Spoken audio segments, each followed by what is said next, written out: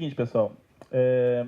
A gente vai ver nessa palestra as features do ASP.NET Web API, que é a nova feature do ASP.NET MVC 4, tá? Isso já vem dentro do ASP.NET MVC. E como usar isso no Windows Azure. A gente vai ver técnica de deploy e serviços do Windows Azure que suportam o Web API. Eu sou Valdir Félix, trabalho na 2PC como arquiteto de software. A gente é uma empresa de consultoria, tá? A gente tem outros negócios também, mas consultoria é o nosso carro-chefe. E a gente faz trabalho de desenvolvimento de aplicações em geral e consultoria em modernização de ciclo de desenvolvimento das empresas. Então, a gente tem clientes em todo lugar do Brasil. Nossos principais clientes são empresas desenvolvedoras de ERP. Tá? Então, nosso foco é empresas que trabalham com ambiente mais corporativo mesmo. E a gente ajuda essas empresas a desenvolver o software melhor, né? A desenvolver as coisas e modernizar o seu ciclo de desenvolvimento. Tá? Eu trabalho especificamente na área de arquitetura, de software, teste unitário, essas coisas. E a gente vai ver alguma coisa aqui sobre o Web API, coisa que a gente já está aplicando nos nossos clientes. Tá? Então, isso aqui não é coisa que a gente lê num livro e vai dar uma palestra. Não, a gente vive isso aqui no dia a dia, no campo. Tá? Então, muitas empresas hoje saem do Delphi, o cara cai diretamente no ASP.NET MVC. Então, não tem transição. Então, os caras sofrem um choque tecnológico muito grande.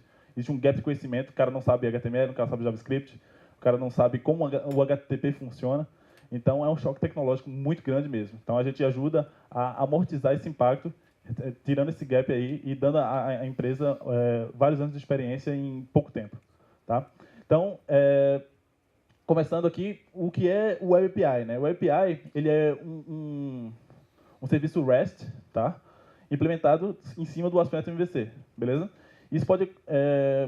Isso te ajuda a criar software melhor, tá? Software mais distribuído, mais conectado. Vamos ver o que é esse tal de REST, tá? O REST, ele é um serviço, tá bom? Só que ele é um serviço baseado totalmente em HTTP, beleza? Então, no REST temos o seguinte, temos uma URI e temos um método, beleza? Então, quando eu faço uma chamada REST, eu sempre tenho isso aí, tá? Na URI, eu estou dizendo qual é o recurso que deve ser acessado, beleza? Então, se eu acesso, por exemplo, nome do site / clientes, o que eu estou querendo acessar? Os clientes, né? Óbvio, beleza?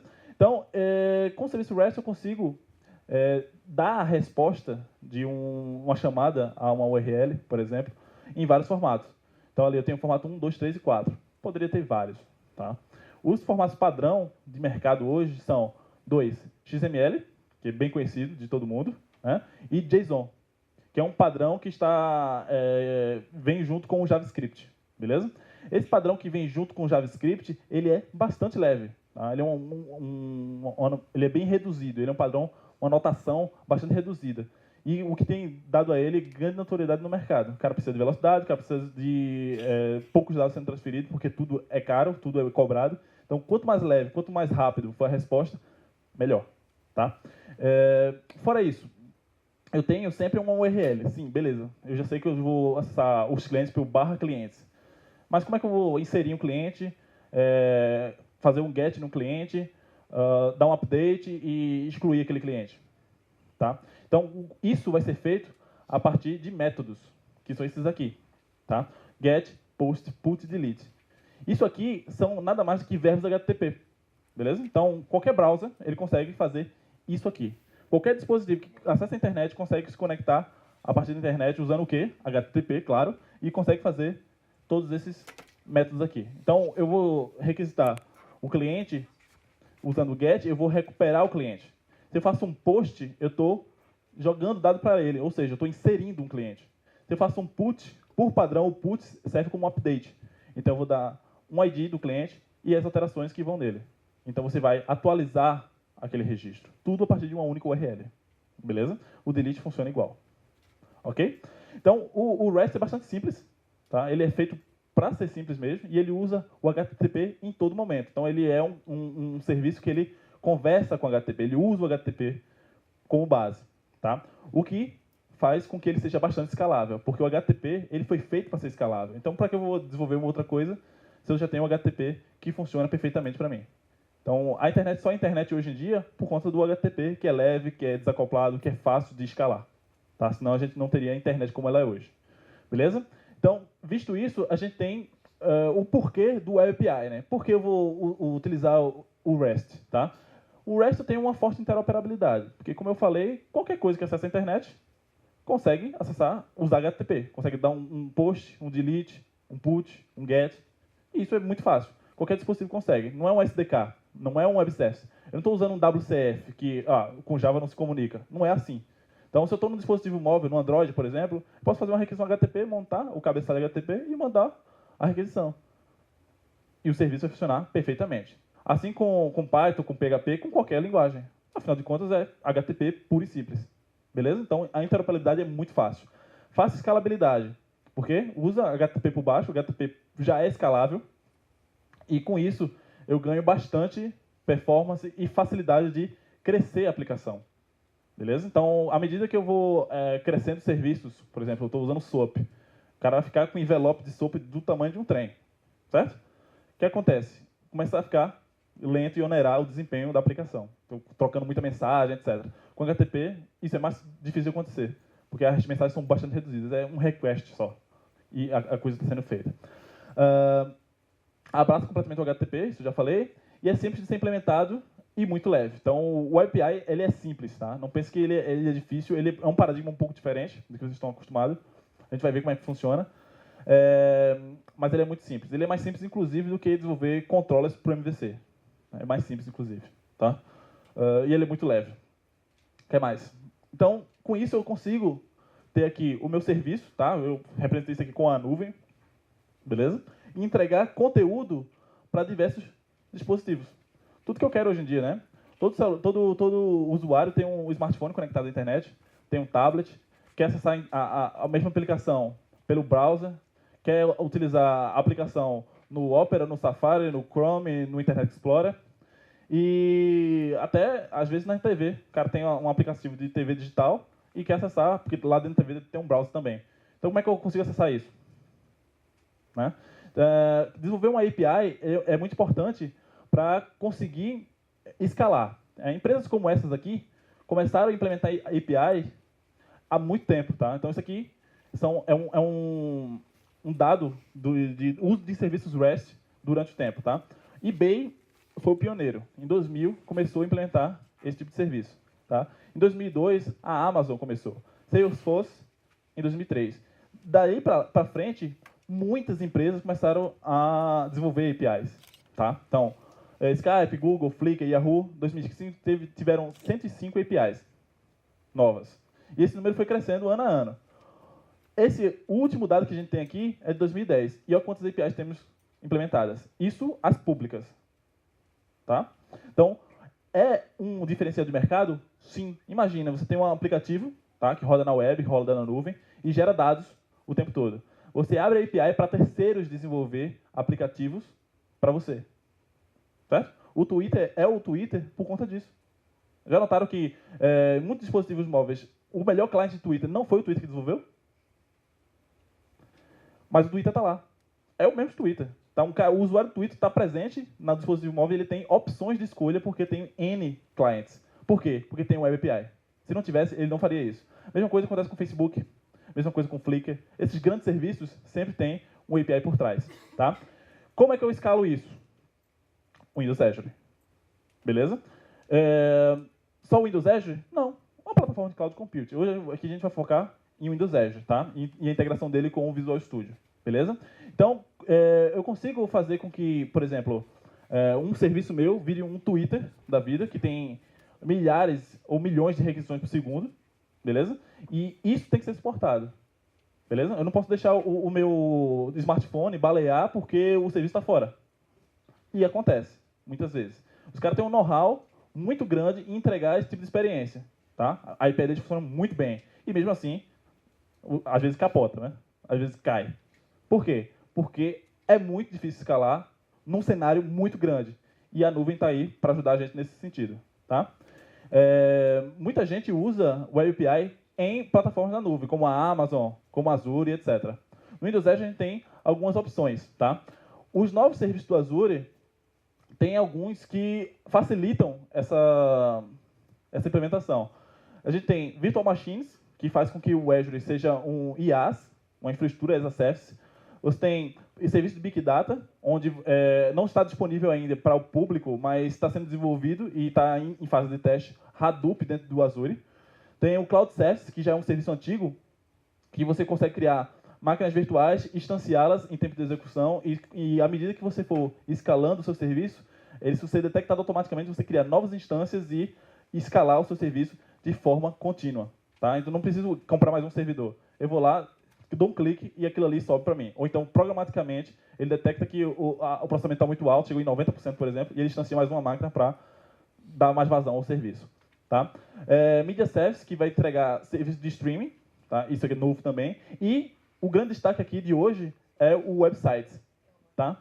Com Websites, eu consigo ter a mesma experiência de web hosting, só que na nuvem. Beleza? Eu consigo ter um deploy facilitado por dentro do Visual Studio, a gente vai ver como funciona. Eu consigo publicar isso via FTP, eu consigo publicar isso dando um check-in no TFS, eu consigo publicar isso dando um commit no Git. Está tudo integrado dentro do Azure. Beleza? Eu tenho como rodar o quê? .NET e tenho como rodar PHP por padrão. Eu tenho storage de 1 GB para utilizar localmente. E eu tenho também possibilidade de conectar isso a um banco de dados. Beleza? Seja um banco de dados fora da nuvem ou um banco de dados SQL Azure, por exemplo. Tá? Então, é muito fácil utilizar websites. Na apresentação, eu vou mostrar como publicar... Aliás, qual a forma de deploy do Windows Azure. Eu tenho publicar via Visual Studio, TFS, Git e FTP. São as básicas. Beleza? Eu posso integrar isso com integração contínua própria? Posso. Isso aqui já é integração contínua, tá? TFS Git. Está aqui dentro. Beleza? Eu dou um check-in, aquela Luísa passa por um processo e cai lá e é feito o deploy na aplicação. E a aplicação está rodando. Beleza? Isso está pronto. A infraestrutura eu não preciso mexer em nada, só configuro lá e está funcionando. Beleza? Hoje a gente vai se concentrar no criação de websites e deploy através do Visual Studio. Beleza? Aqui, vamos ver uma demonstração de criação de website. Eu tenho o portal do Azure. Beleza? Quem já conhece o portal do Azure? Quem já conhece o portal novo do Azure? Quem conhecia o antigo? Quem acha que melhorou? Quem quer matar o seu... Opa! Que é isso, novinho? Que é isso, novinho? Então, o portal do Azure ficou bem facilitado, tá? Eu consigo criar instâncias de vários serviços aqui com alguns cliques, beleza? Eu estou selecionando aqui websites, que é o que a gente vai usar. Eu já tenho um aqui funcionando, porque caso não funcione, eu já tenho pronto. Então, eu tenho aqui New. Ele vai abrir o website aqui, ó. Quick Create. E eu posso criar o website por aqui. Beleza? O processo que eu usei, a internet está lenta pra caramba, eu testei antes. Eu vou adiantar por aqui. O processo é bem simples. Eu vou criar um website. Então, clico aqui, ou então clico aqui em New. Ele vai para essa tela aqui, onde eu vou digitar uma URL padrão, que não pode ser uma que já exista, obviamente. Então, eu coloco alguma coisa aqui que não exista. E aí eu posso escolher a região que eu vou me cadastrar. Tá? Que região é essa? Onde tem o data center do Azure que vai poder atender. Beleza? Então, tem vários pontos do planeta tem data centers específicos. Tá? No Brasil ainda não tem. Beleza? Mas tem alguns que são próximos, como tem na América Central e tem nos Estados Unidos. Tem 2 nos Estados Unidos. 3. Então, o que acontece? Eu posso também dizer aqui qual é a inscrição que eu quero utilizar. Tá? Então, eu tenho várias assinaturas do Azure, eu posso utilizar essa daí. Beleza? Feito isso, ele vai me direcionar aqui para uma outra página onde eu vou dizer se eu quero criar ou não um database. Eu disse que sim, eu quero criar um database. E eu coloquei aqui String Conexão, que eu vou usar. Então, veja que o processo é bem automático. Né? Você vai só digitando o que realmente precisa e acabou. Você tem que configurar muita coisa. Feito isso, eu vou dizer qual é a região também da database. É importante que a database esteja perto, numa região próxima, para poder a comunicação fazer melhor. Tá? Porque senão ele vai ter uma latência muito grande de rede e não é interessante. Beleza? Então, feito isso, eu vou digitar aqui o nome da base, dizer que eu quero uma nova instância do SQL Server, que no meu caso é o SQL Azure, que vai subir aqui. Eu vou ter o login, password e acabou. Se eu quiser configurar mais coisas, eu clico aqui, mas não é o caso. Beleza? Avancei. Ele vai adicionar aqui uma instância do website, vai colocar o status de criando, e aqui embaixo você vai ver o status sendo atualizado tempos em tempos. Então ele está criando aqui automaticamente já o website e a base de dados. Legal, né? Então, com alguns cliques já crio os dois. Beleza? Feito isso, eu já tenho aqui a instância criada. Então, quando ele terminar de criar, eu só clico em cima dele, ele vai me dar essa tela aqui. Essa tela é uma tela muito importante na administração de um website. Por quê? Porque aqui eu tenho relatórios de CPU. Então, eu tenho os picos de CPU todos no gráfico, tá? Que é esse carinha aqui. No meu caso, não tem nada aqui porque está recém-criado, né? Tenho data in, que é os dados que entraram. Data out, que é os dados que saíram. Então, o throughput de dados ele tem entrada e saída. O que é cobrado? Muito importante isso. É só o de saída. O input não é cobrado. Então, o que o Azure exporta para você, você pode visualizar cobrado como transação, beleza? Em alguns serviços. O data in não é cobrado, ok? Nesse caso aqui, está tudo dentro de um pacote só. Então, você já tem todo o pacote de dados, transferência e tudo, beleza? E, inclusive, é bem barato. Coisa de R$ 9,90 você compra uma instância small de website. Tá? Se você quiser uma coisa mais rebuscada, você aumenta isso aí, beleza? Eu tenho aqui HTTP server erros, ou seja, se estourou um exception lá dentro do servidor, não foi tratado, mostra aí também. E quando os requests foram feitos, isso aqui é bem importante, né? Saber se a minha aplicação está precisando aumentar ou não. Então, se estiver lá no pico, é bom eu começar a pensar em aumentar, colocar mais instâncias, fazer um load balancer, etc. Beleza? Aqui embaixo eu tenho um overview da utilização. Tá? Então, horas de computação, eu tenho também outros relatórios aqui que não estão sendo mostrados. O principal aqui, que a gente vai ver, eu tenho setup por TFS, por Git, e aqui eu tenho download publish profile.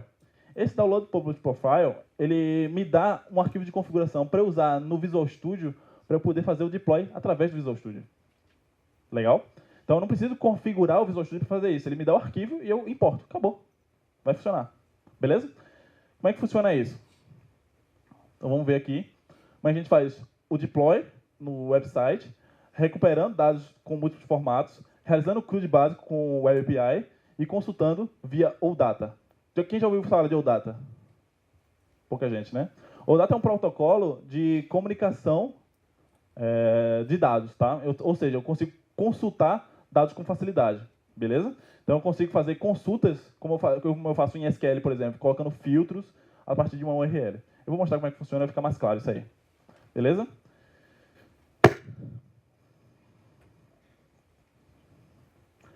Tá, vamos lá. Se eu quiser importar aqui o meu profile, eu venho aqui em Publish. Já tem um API aqui criado, tá? Então, botão direito aqui. Publish. E eu posso vir aqui, Import. No Import, eu tenho vários aqui, Um deles é o VS Summit. Mas eu importei, ele vai vir para cá com todos esses dados configurados já, Tudo isso aqui. Beleza? Não preciso fazer muita coisa. Eu vou dizer aqui, se eu quero qual tipo de configuração, se tiver várias aqui, eu posso selecionar. No meu caso é Release, porque eu estou liberando a versão. Beleza? E eu posso também dizer aqui qual é a string conexão que eu vou usar. Aqui a string conexão já vem, porque como eu criei a base também junto com o website, ele já me dá aqui, a string conexão e a senha está aqui, para todo mundo ver. E eu consigo dizer que quando eu fizer o deploy, ele deve implementar, aliás, fazer o replace do que está aqui na string conexão no webconfig. Então ele vai trocar a string conexão e fazer o deploy com um config novo usando essa string conexão aqui. E aqui, como eu usei Code First no API, ele já vai rodar o Code First automaticamente. Beleza? Então eu não vou publicar, porque senão vai demorar muito. E o que é que a gente tem aqui? No controller, a gente tem... Tá dando para ver aí? Tá, né? Eu vou fechar todo mundo. Assim.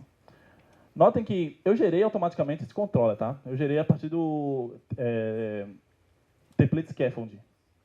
E esse cara aqui, ele já vem pronto para fazer o CRUD básico. Beleza? Eu tenho aí um produto, tá? Ou seja, Products Controller. Eu vou acessar isso a partir de Products.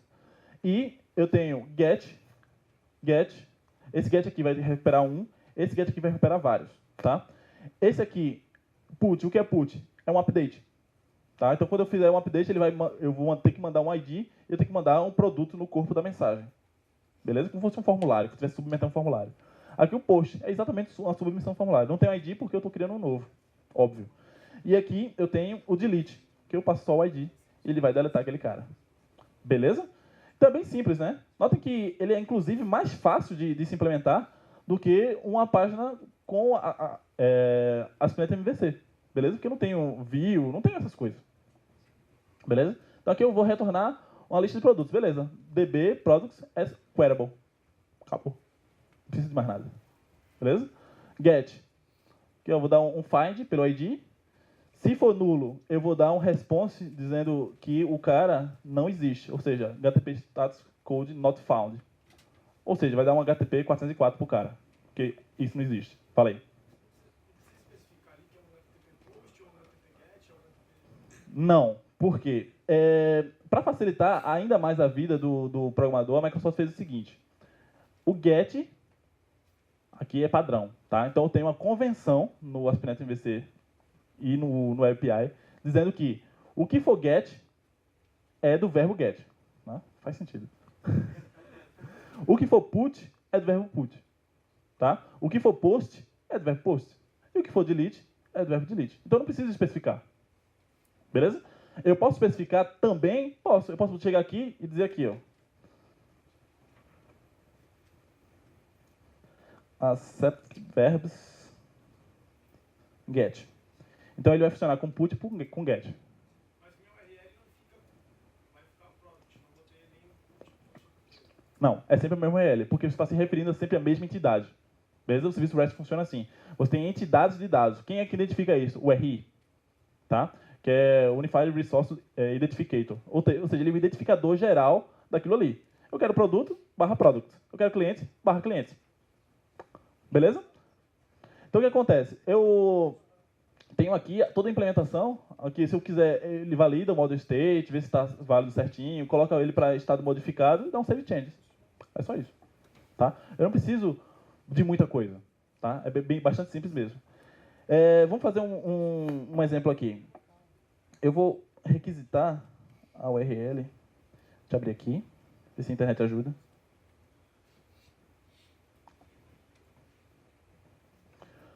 Nota que ele está carregando aqui, ele vai carregar o relatório para mim. Pronto, carregando. Ó, o pico de dados aqui, ó. O relatório é assim que funciona, tá? E aqui, deixa eu ver se está aqui, eu tenho a URL do site, tá? Que é vssummit.azurewebsites.net. Vou clicar nele. O Internet Explorer está rápido.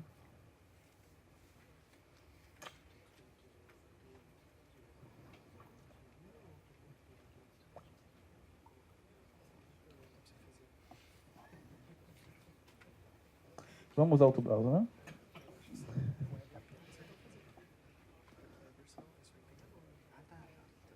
Minha máquina está lenta mesmo. Tira a foto. Aqui.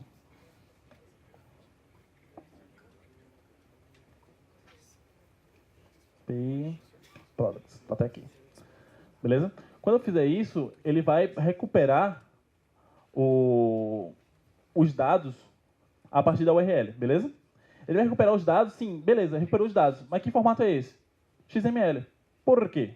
Porque se você notar aqui, você vai observar, não sei se dá para ver. Deixa eu dar um F5.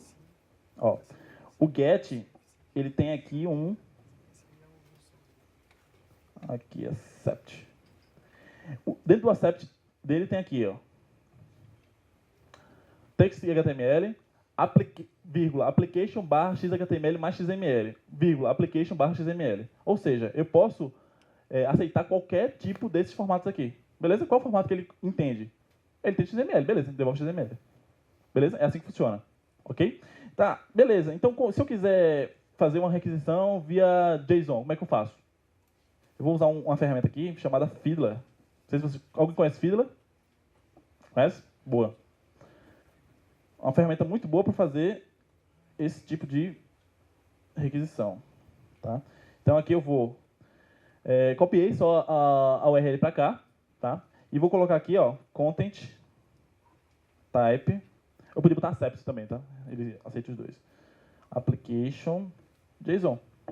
Beleza?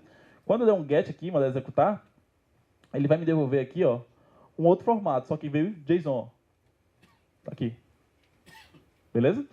Eu quero ver o formato disso, como veio realmente para mim, o texto. Vem aqui em raw, ele mostra para mim, ó. Aqui é o cabeçalho, certo? E aqui é o corpo da mensagem, que veio em JSON.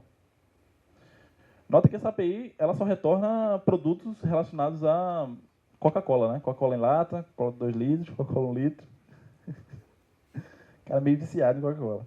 Beleza? Então, com o Fiddler eu consigo criar requisições e fazer o teste da Web API na hora, tá? Eu quero XML agora. O que é que eu faço? Application, aqui, XML. Executar. Ele até mudou o formato do ícone aqui, ó. Ele veio XML agora. Raw. Aqui, ó. Array, bababá, esquema. Vê que é bem mais... vem bem mais dados, né? Ele é mais demorado para chegar, demora para carregar, etc. Eu quero fazer agora o quê? Eu quero inserir um produto novo. Como é que eu faço? Put? Inserir. Inserir é o quê? É um post. Então muda aqui, ó. Post. A mesma URL, tá? Não muda. Eu vou dizer que o content type dele é JSON, certo? Application. JSON, tá aqui. Ok? E eu vou ter que dizer também qual é o JSON que a action tem que ler para inserir o dado. Beleza? Então, como é que eu vou fazer isso? Eu vou filar daqui e vou ver como é o produto, que eu não me lembro mais. Beleza. ID, name, quantity, price. Ok? Então, eu vou fazer aqui. ID não tem, né? Name.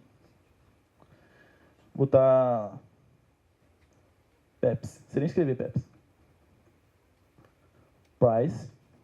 Vou ter um real. Desvalorizado o negócio, né? Quantidade. 0. Não tem nada na minha geladeira chamado Pepsi. Então, o que eu vou fazer? Eu vou submeter... Olha que eu estou colocando exatamente os mesmos nomes, tá? Então, o nome que está aqui, ó, name, quantity, price. Beleza? É o nome que está aqui. Name, price, quantity. Então, está na ordem diferente. Beleza? Então, eu vou dar um post usando o quê? Application JSON. Vou executar. E... rezemos. Nossa, tá lenta a internet. Não foi. Processando ainda. Vamos, internet. Foi. Ó, ele deu o status 201, que foi o quê? Criado. Beleza? Ou seja, tem um status de HTTP de criado. Então ele já mandou aqui, 201. Não é 200 de ok, é 201 de criado, veja bem. Tá? Então, o que é que ele criou? Ele não me disse, né? Quer dizer, disse sim. Aqui foi o que ele enviou. E aqui, ó, eu posso ver o que ele retornou para mim, ó. Retornou o quê? Pepsi, quantity 0, price 1 e o ID 13, que é o ID que ele criou lá na base. Se eu requisitar isso aqui lá pelo browser, eu vou ver que o danado deve estar lá embaixo. Aqui, ó, Pepsi. Dá pra ver aí? Ou seja, eu criei um carinha chamado Pepsi. Legal, né? Como é que eu faço para recuperar só a Pepsi? Qual é o ID dele? 13? Barra 13. Acabou. Eu recupero a Pepsi. Só que é post? Não, né? É get. E aqui não existe, né? Isso aqui. Então eu mando arrancar. Beleza? Então, executar. Ele retornou aqui somente um, que é a Pepsi. Tá aqui, ó. Legal, né? Beleza. Isso está funcionando onde? Cara, tá no Azure, ó. Tá lá já. Tá funcionando. Beleza? Como é que eu faço para alterar o dado? Não é post, né? Agora é put. Exatamente. Puts. Eu vou colocar aqui, eu vou colocar a quantidade, eu comprei mais, botei 15 latinhas de Pepsi lá. Beleza? Estou passando aqui, ó. Lembrando, tem que passar na URL o ID, para identificar quem eu estou alterando. E aqui é o corpo da mensagem dizendo o que vai ser alterado. Beleza? Então eu vou executar. E deu pau, erro 400. Erro 400 é bad request, ou seja, tem alguma coisa errada. Exatamente. Eu fiz alguma merda. que eu não vou dizer o que é aqui, que a gente não vai perder tempo. Beleza? Então, o put, confia em mim, tenham fé que funciona. Beleza? E nota que ele já deu o erro aqui, ó. Não foi erro 404, foi erro 400. Por quê? O request está mal formado. Beleza? Eu errei em algum momento aqui alguma coisa. Tá? Que pode ser isso aqui, ó. Aqui, name prime, taradão, 13, Pepsi 1, taradão. Deve ser isso. Ah, não é isso. O ID tem que estar no código. Verdade. Boa. 13. É isso aí. Beleza? Não é? Não, errei ele também. Só que ele bate, ele faz a verificação. Vou mostrar o código aqui para vocês. Tá aqui, cadê o put? Ele valida. Se a ID é igual a ID do produto, aí entra. Se não, ele vai dar bad request. Sacou? Legal, né? Então, quando eu der o submit aqui, ele deu 200, ó. Significa que, ok, beleza. E aqui tem um cara que foi alterado. Raw. Ele não manda nada de volta porque ele só fez uma alteração. Ele não criou ninguém. E será que ele alterou mesmo? Vamos fazer a requisição aqui novamente. E aqui, ó. 15. Maravilha, né? Tranquilo? Eu não quero mais Pepsi. Eu quero agora apagar ela. O que eu faço? Delete. Eu não preciso de nada disso. Ele já me informa que o delete não tem corpo de mensagem, então eu posso apagar. Quem? O 13. Beleza? Então eu posso executar. E ele vai dar um status de HTTP 200 e ele vai me devolver o JSON. Que JSON é esse? O JSON do que foi alterado. Ele deleta e devolve para mim o que foi alterado. Tá? Se eu for lá requisitar novamente, aqui, vai ver que não tem mais Pepsi. Eu apaguei. Beleza? Aí, beleza. A gente já entendeu como funciona. Tem get, post, put, delete. Como é que funciona o OData? Aqui eu posso fazer consultas baseadas no que eu quero. Por exemplo, eu dei um top 1 ali. Tá dando para ver? Aqui, ó.